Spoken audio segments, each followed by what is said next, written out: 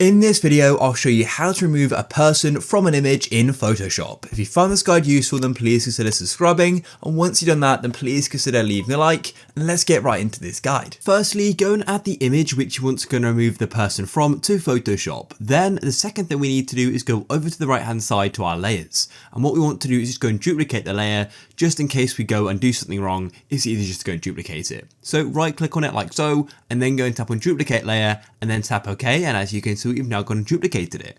Now what we need to do is go and get the selection tool. So go over to the left to the tools, and we want to go for this third option here. Currently I've got this lasso tool selected, but if I hold my left mouse button like so, we get a few other options. So yeah, I'd use the lasso tool or the polygonal lasso tool, it doesn't really matter. Then what we need to do is just go and cut the person out who you want to go and remove. This needs to just be very rough, just like I'm doing right now. Leave a little bit of space, but you don't have to leave too much, so yeah. And there we go, I've now done it, and then all you need to do is join it back up so it's all selected like so. Then once you've done that, all you now need to do is go to the top left and go and tap on edit, just like so, and you need to go down to content aware fill. Now as you can see, this option isn't available to me, it's all grayed out. If that's the case for you as well, don't worry, but if it is available, then go and click it, and I'll explain what to do next in a moment. So if it's grayed out, then all you need to do is go to layer, and then what you want to do is go down until you go and see smart objects, and then you go and tap on rasterize at the bottom of smart objects like so, and now we've done that. Then go to the top left again and press edit, and content aware fill is now available, so that's perfect. So go and tap on that, and we've now gone and opened up content aware fill. So go to the top right, and at the moment I've got custom selected, but to be honest, auto usually does a really good job, and it sort of selects what it can go and replace the background with.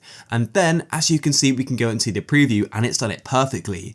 Now the result you get is all going to vary on how complicated the background is. In this case, the background is really straightforward, but sometimes it's going to be more complicated and things like that. If it's more complicated, you may want to go and use the custom one, and when it's custom, then what we can do is use this brush here to go and select what we want Photoshop to go and use to go and replace the background with. Because all my backgrounds are the same, I can use auto, and auto can be good, but sometimes you just want to use that custom option in the top right if you need to.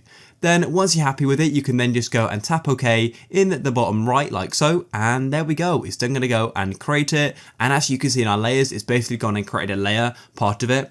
And then to go and deselect it, all you need to do is you press Ctrl D, or what you can do is go to the top left and tap on select, and then go and press on deselect, and there we go. That looks perfect, and it has worked really well, as I said before, because it's quite a simple background. So yeah, that's it guys. If you found this useful, please consider leaving a like. Peace.